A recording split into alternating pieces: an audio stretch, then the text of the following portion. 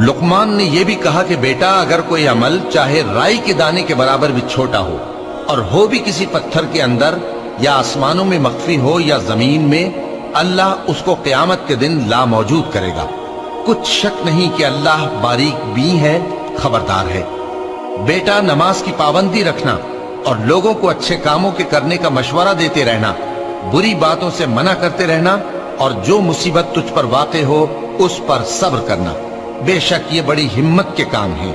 और तकब्बुर करते हुए लोगों के सामने गाल न फुलाना और जमीन में अकड़ कर न चलना, इसलिए कि अल्लाह किसी इतराने वाले शेखी खोरे को पसंद नहीं करता।